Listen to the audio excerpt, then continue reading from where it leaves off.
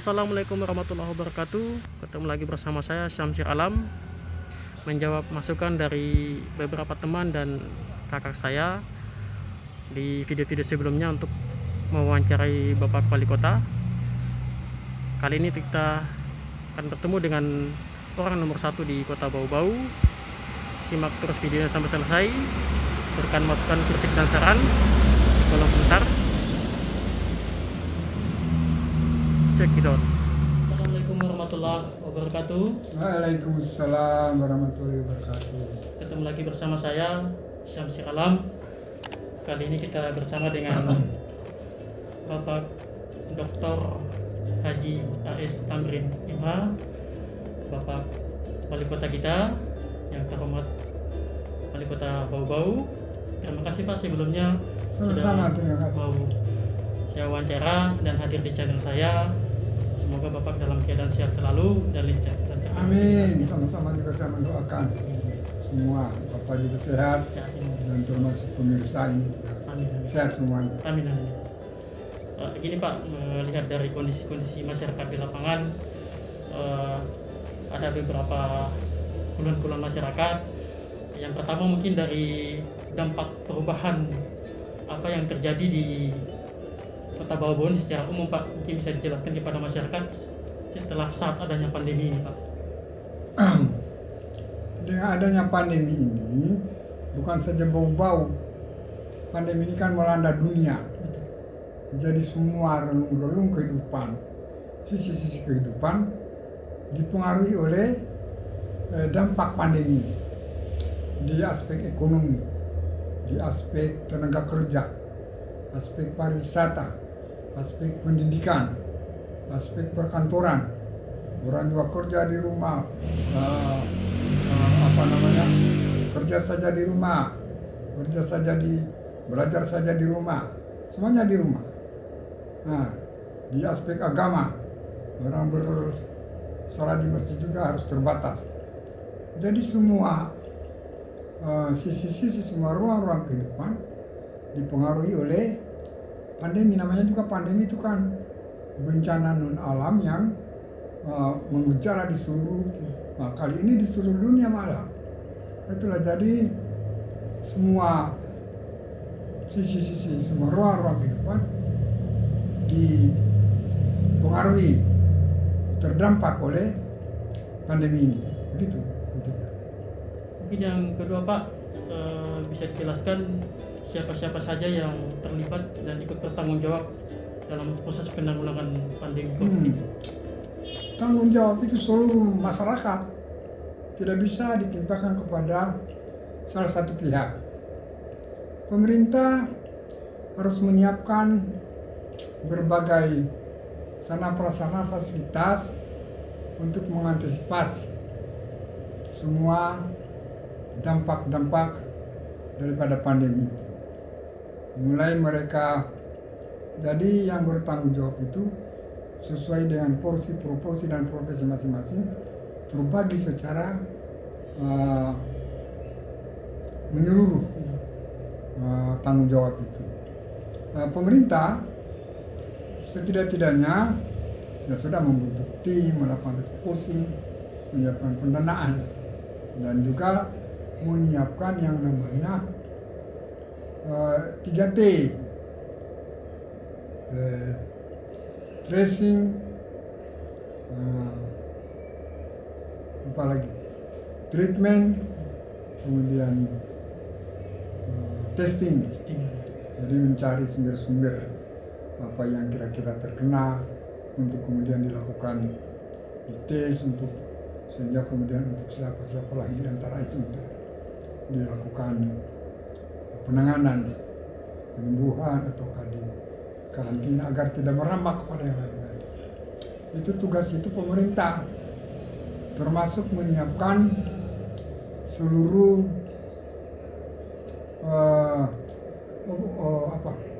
APD untuk melindungi para nakes-nakes kita dari dampak itu.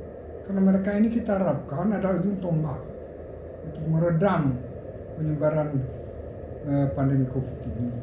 Maka mereka harus dilengkapi dengan berbagai alat pengaman diri sehingga tidak mudah terdampak oleh penyebaran COVID.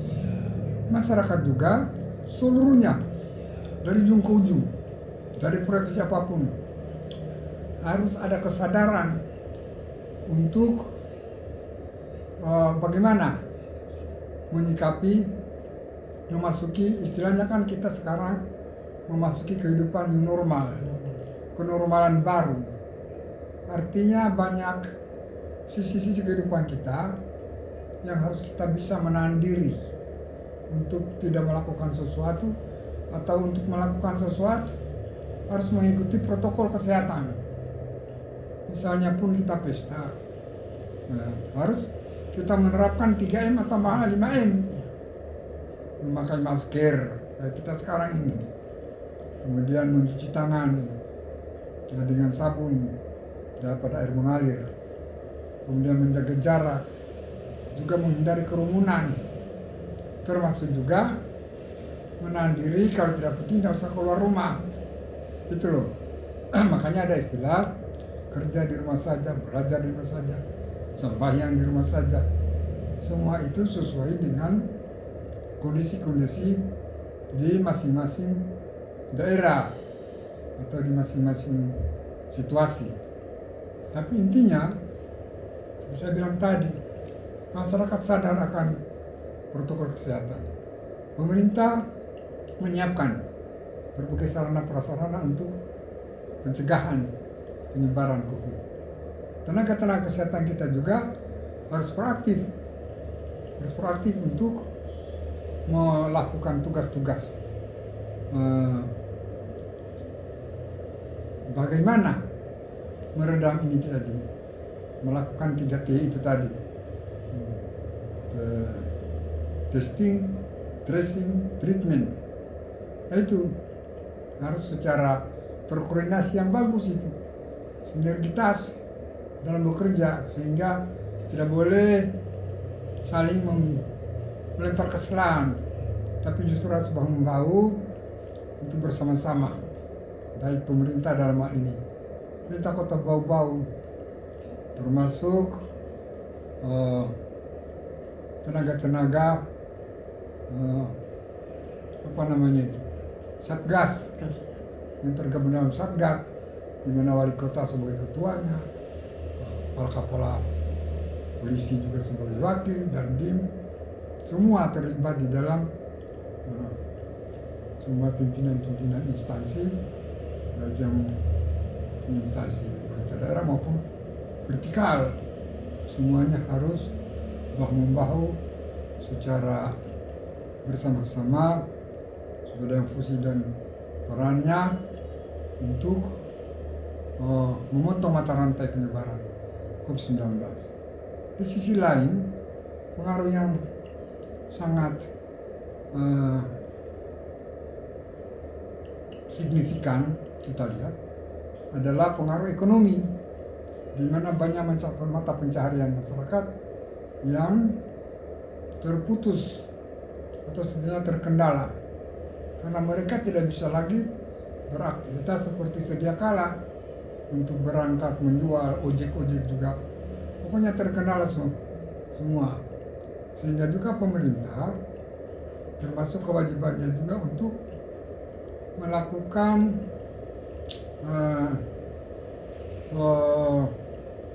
pemberian sembako, bantuan sembako kepada masyarakat yang betul-betul terputus mata pencariannya. Ini semua ini harus satu kesatuan yang utuh di dalam memberantas dampak pandemi. Begitu. Menyambung dari penjelasannya Bapak tadi, Pak, maaf ini kalau saya melihat masyarakat itu seolah-olah masih kurang menjalankan protokol kesehatan seperti itu, Pak. Apakah mungkin disebabkan karena sanksi sosial yang kurang ketat atau seperti apa, Pak? Itulah, kita juga sudah mengeluarkan berbagai pedoman, petunjuk, himbauan. Bahkan terakhir juga kita mengikuti irama dari petunjuk pusat yang rupa-rupanya ada warga masyarakat yang masih menganggap kurang kurang serius, sehingga perlu adanya sanksi. Ini juga kita patut hati-hati, karena di satu sisi kita memahami kehati-hatian kita jangan sampai juga membatasi ruang gerak mata pencariannya mereka, tetapi juga tidak bisa kita secara vulgar membebaskan mereka. Maka itu kita berdayakan petugas Satpol PP, lurah, petugas untuk menjagai aktivitas-aktivitas termasuk Satgas itu ya, izin-izin keramaian harus sedemikian rupa selalu diberikan pencerahan untuk menerapkan protokol kesehatan. Misalnya pesta kalau jumlah sekian harus masih mempertahankan protokol kesehatan. Kalau sudah banyak diundang, saya sarankan selalu sudahlah makannya nasi bungkus saja supaya tidak terjadi konsentrasi.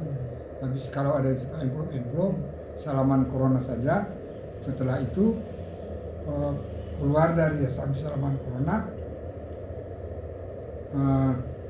dapat nasi kotak berpulang, jadi tidak kumpul-kumpul. Kita sarankan begitu. Nah, itu biar misalnya undang 1000 orang kan aplosan toh, itu saran-saran kita.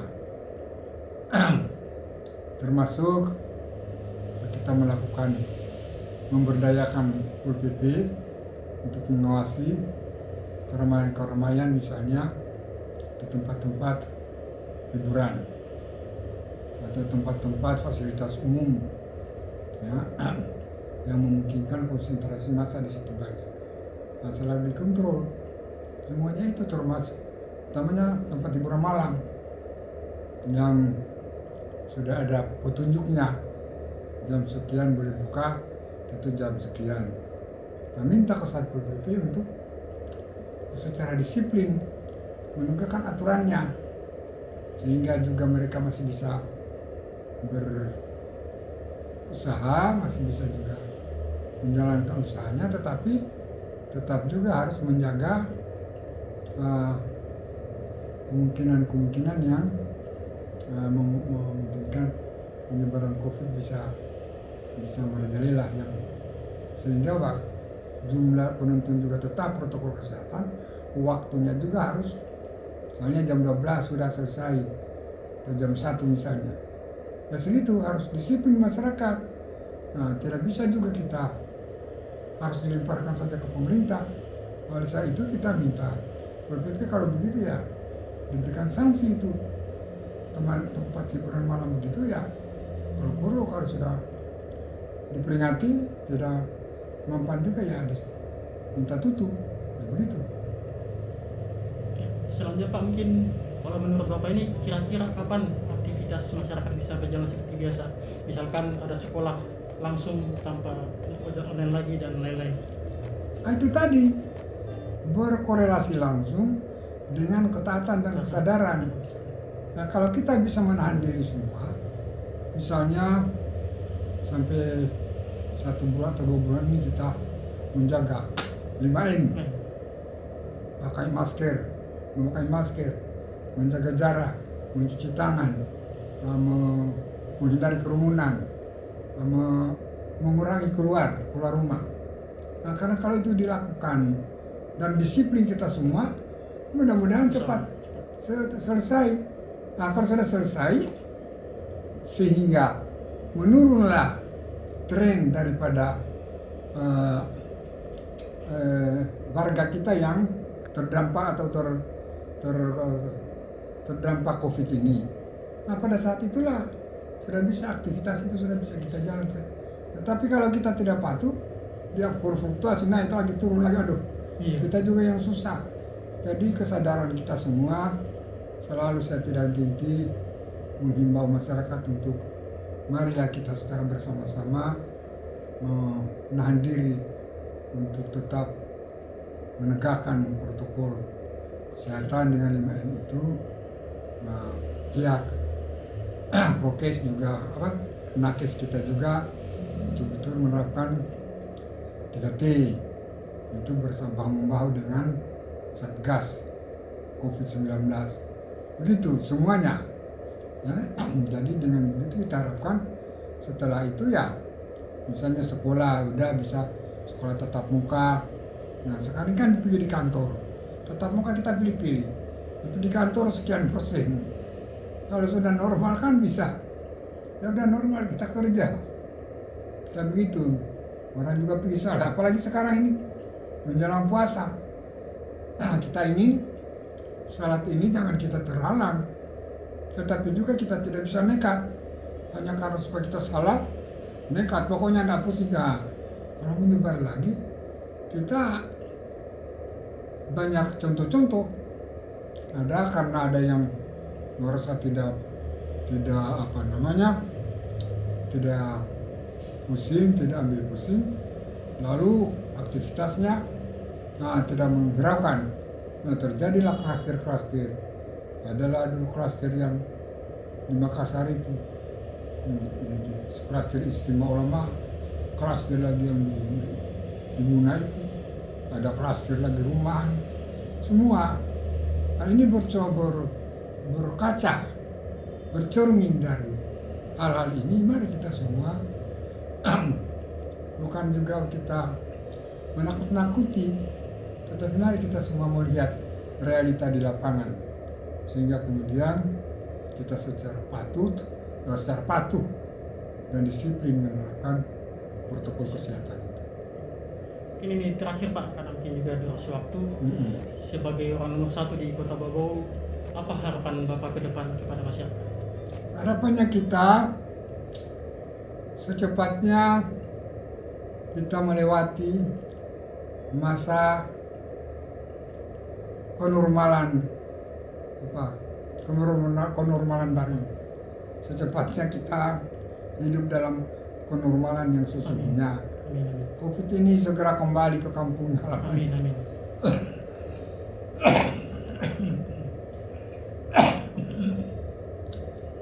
Nah, masyarakat sudah bisa beraktivitas seperti biasa. Oleh sebab itu, sebelum kenormalan sesungguhnya itu, mari kita patuh untuk menjaga diri kita masing-masing, menjagakan saudara kita, menjagakan keluarga kita dengan menegakkan disiplin prokes, ya, sehingga kemudian kita bisa lepas dari cengkraman COVID-19 ini. Amin. Jadi kembali ke dunianya dengan aman, kita juga sudah hidup dengan nyaman juga seperti sedia kala. Saya kira gitu. Ya, terima kasih Pak Wali Kota atas waktunya. Sama-sama. Ya, semoga dapat bermanfaat dan menginspirasi masyarakat. Ya. Mohon maaf bila ada salah kata. Semoga Bapak selalu dalam keadaan sehat terus menjalankan tugasnya. Terima kasih. Assalamualaikum warahmatullahi wabarakatuh. Waalaikumsalam. Sama-sama terima kasih kepada Bapak dan kepada seluruh pemirsa yang saya muliakan dan saya hormati.